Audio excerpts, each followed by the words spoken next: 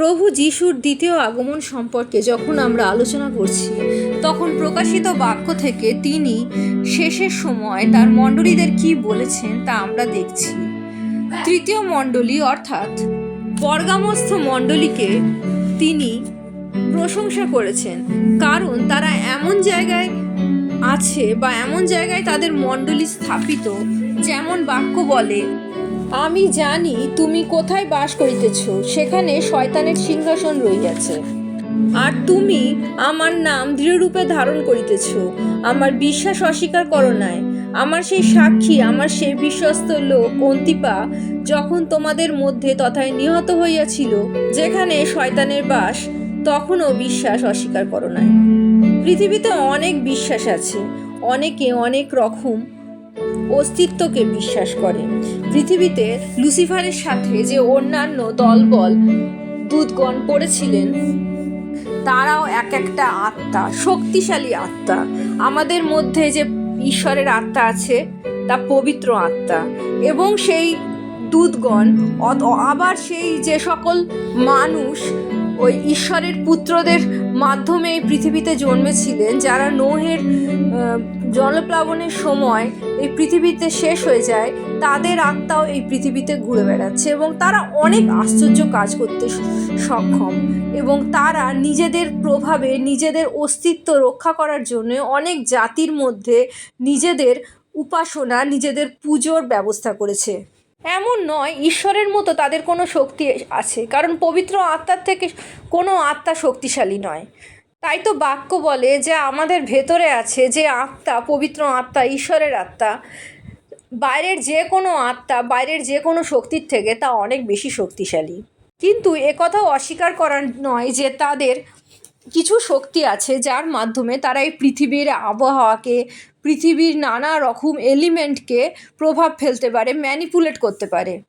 আর সেই শয়তানেরা, পাপাত্মারা মানুষের দ্বারা তাদের পুজোর ব্যবস্থা করায়। মানুষেরা তাদের ভয় করে, তাদের বিশ্বাস করে, তাদের আরাধনা পুজো করে।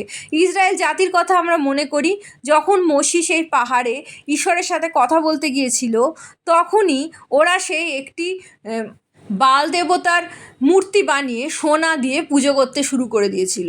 ভয়ে মানুষ এইসব আত্মাকে, পাপাত্মাকে পুজো করে মূর্তি বানিয়ে। আর এই পর্গামস্থ মণ্ডলী যে জায়গাতে এই মানুষগুলো অন্যান্য মূর্তির পুজো করছে, অন্যান্য দেবতাদের পুজো করছে, সেইখানে অবস্থিত। আমি আগেই প্রথম আলোচনাতেই বলেছি যে 7টি মণ্ডলী আছে, তার কিছু কিছু চরিত্র পৃথিবীর সব মণ্ডলীর সাথে কোনো না কোনোভাবে মিলবে। এবার এই যে মণ্ডলীর চরিত্রটি আমরা বললাম, এর অবস্থানের কথা, পৃথিবীতে অনেক দেশে অনেক আলাদা রকম বিশ্বাস আছে যেখানে খ্রিস্টীয় মণ্ডলী উপস্থিত, এবং অনেক সেই বিশ্বাসের মানুষ প্রভু যিশুকে বিশ্বাস করে পরিত্রাণের পথ পেয়েছে। কিন্তু কনফিউশন তখনই সৃষ্টি হয়েছে যখন তারা সম্পূর্ণ পুরনো বিশ্বাস হয়তো ফেলে আসতে পারেনি। সেই সকল বিশ্বাস, সেই সকল জীবনযাপন, সেই সকল মূর্তি পুজো করার প্রবণতা তাদের মধ্যে থেকে যায়, এবং খ্রিস্ট বিশ্বাস নেওয়ার সত্ত্বেও তারা এই সকল আচার অনুষ্ঠানগুলো কন্টিনিউ করতে থাকে নিজেদের জীবনে। আর এইখানেই প্রভু যিশুর আপত্তি। তিনি প্রতিরোধ করে বলেন, অতএব মন ফিরাও, নতুবা আমি শীঘ্র তোমার নিকটে আসিব এবং আমার মুখের তরবারি দ্বারা তাহাদের সহিত যুদ্ধ করিব। এই চিন্তাধারার লোকজনকে যারা তাদের মণ্ডলীর মধ্যে রেখেছে এবং তাদের চিন্তাধারার পরিবর্তন করতে পারছে না, তাদের সাথে প্রভু যিশু তার মুখের তরবারি দ্বারা যুদ্ধ করবে। মুখের তরবারি অর্থাৎ বাইবেলের বাক্য, ঈশ্বরের বাক্য, যা তিনি তার মুখ দিয়ে বলেছেন। আমরা কি ভাবছি, আমরা কি চিন্তা করছি, বা আমাদের ফেলে আসা অভ্যাসগুলো আমরা ছাড়তে পারছি না, সেটাকে আমাদের বাক্যের সাথে, বাইবেলের বাক্যের সাথে যখন মেলানোর চেষ্টা করছি, তখনই আমরা ঈশ্বরের বাক্যকে অবহেলা করছি। প্রভু যিশু বাইবেলের বাক্য থেকে তাদের দেখিয়ে দেবেন যে তারা কোথায় ভুল।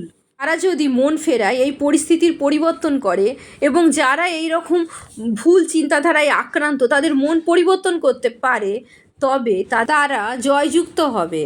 এবং প্রভু যিশু, তারা যদি জয়যুক্ত হয়, তাদের সেই মান্না দান করবেন, এবং শ্বেত পাথরের ওপর যে নতুন নাম আছে তা তিনি তাদের দান করবেন। আমরা একটু ভেবে দেখি তো, আমাদের মণ্ডলী কি এইরকম পরিস্থিতিতে আছে? যদি থাকে এখনও মন ফিরায়, যেন প্রভু যিশুর দ্বিতীয় আগমনের জন্য আমরা নিজেদের প্রস্তুত করতে পারি। প্রভু যিশুর জয় হোক।